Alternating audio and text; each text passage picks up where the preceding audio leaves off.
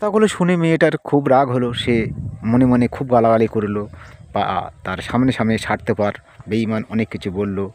বলার পরে বলল, ঠিক আছে, আমি তোমাকে তোমার সম্পর্ক এখান থেকে শেষ করে দিচ্ছি, কিন্তু আমার একটা দাবি আছে। সেই দাবিটা হলো, তুমি অতিথি হিসেবে আমার মানে যে বিয়েতে তুমি আসবে এবং আমার শেষ বিদায়টা তুমি জানিয়ে যাবে। এইভাবে মানে বিয়ের দিন যখন এলো, সারাদিন বিয়ে মানে হয়ে গেল, তবু সে এলো না। তখন সে মানে প্রচুর পরিমাণে গাল দিল মনে মনে।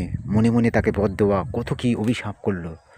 কিন্তু বিয়ের মানে থেকে বিয়ের বাসর আগ পর্যন্ত মানে সে গালাগালি আর তার বন্ধ থাকে না।